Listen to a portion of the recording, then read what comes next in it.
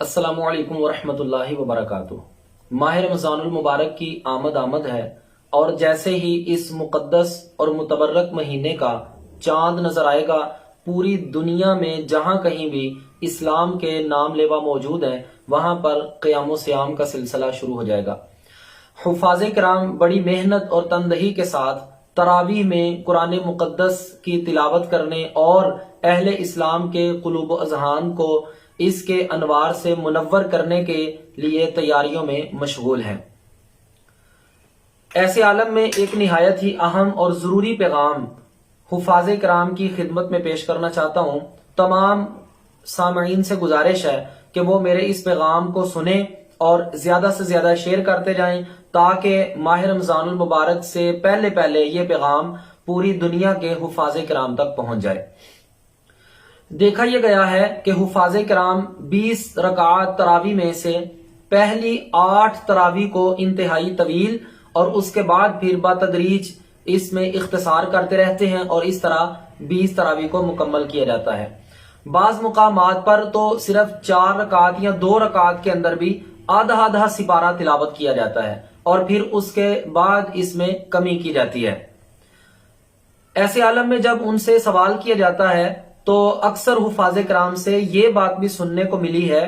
کہ دراصل ہم یہ طویل اس لیے کرتے ہیں کہ جو لوگ 8 تراویح پڑھ کے نکل جاتے ہیں ان کو لگ پتا جائے کہ 8 تراویح پڑھ کے کیسے نکلتے ہیں۔ گویا اپنے طور پر یہ احباب ان 8 رکعات تراویح کے نمازیوں کو سزا دینا چاہتے ہیں کہ تم لوگوں نے 20 پوری رکعات کیوں نہیں پڑھی ہیں۔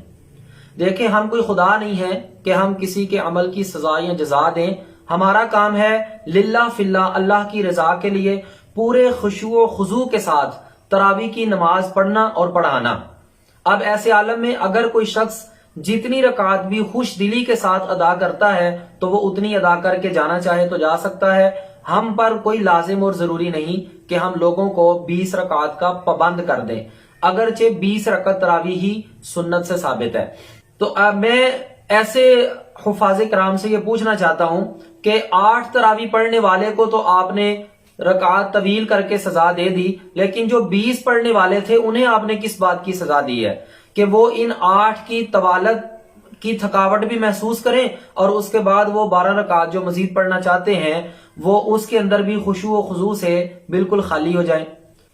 تو گزارش یہ ہے کہ اس طرح کی سوچ کے ساتھ نماز تراویح پڑھانا یہ جائز بھی نہیں ہے اور نہ ہی یہ ہمیں زیب دیتا ہے کہ ہم اس طرح سے تراویح کی نماز پڑھائیں۔ اچھا، تو پھر کرنا کیا چاہیے؟ اس کا بہتر طریقہ وہی ہے جو ہمارے اسلاف سے منقول ہے۔ آپ قرآن کریم کے رکوعات کے اوپر غور فرمائیں۔ قرآن کریم کے رکوعات کی تعداد 540 ہے، جسے آپ 27 دنوں پر تقسیم کریں تو 20 رکوع ایک دن کے اندر پڑھنے ہوں یہ سامنے آ جاتے ہیں۔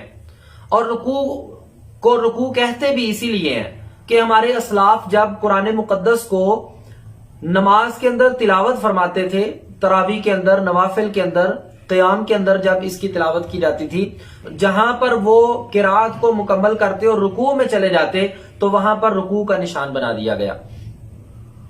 تو چونکہ 20 رکعات ہوتی تھیں اور 27ویں شب کو قرآن کریم کو مکمل کیا جاتا تھا تو اس طرح یہ 540 رکوع قرآن کریم کے سامنے آ گئے۔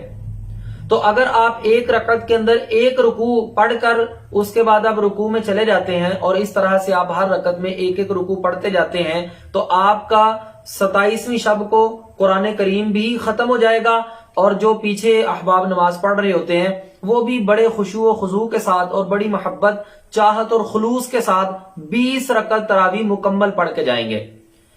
اکثر لوگوں کے ذہن میں یہی چیز ہوتی ہے کہ یار اتنا ٹائم لگ جاتا ہے، اتنا وقت لگ جاتا ہے، اور قاری صاحب ہیں بڑا سلو پڑھتے ہیں، حافظ صاحب ہیں جناب بڑے آرام سے تلاوت کرتے ہیں تو اتنی دیر تک ہم سے کھڑا نہیں ہوا جاتا، تو وہ یہ سوچ کر چلے جاتے ہیں۔ اگر آپ ایک ایک رکوع کے بعد رکوع کرتے جائیں اور رکعت کو مکمل کرتے جائیں تو آپ نہایت ہی مناسب وقت کے اندر بڑے ہی اچھے طریقے کے ساتھ، بڑے ہی بہترین انداز اور اسلوب کے ساتھ ختم قرآن پاک بھی کر لیں گے، اور جو لوگ 8 تراویح پڑھ کے نکل جاتے ہیں ان لوگوں کے دل کے اندر تراویح کی محبت اور شوق بھی پیدا کر سکتے ہیں۔ تمام حفاظ کرام سے گزارش ہے کہ وہ میری اس استدعا کو لازمی سماعت کریں اور پھر اس کو قابل عمل بنائیں اور ایک رکعت کے اندر ایک رکوع کو تلاوت کرنے کی عادت اپنائیں تاکہ ہم زیادہ سے زیادہ لوگوں کو نماز تراویح کی طرف متوجہ کر سکیں اور وہ پوری محبت، خشوع اور خضوع کے ساتھ نماز تراویح 20 رکعت پڑھ کر اپنے گھروں کو تشریف لے جائیں۔ السلام علیکم ورحمۃ اللہ وبرکاتہ۔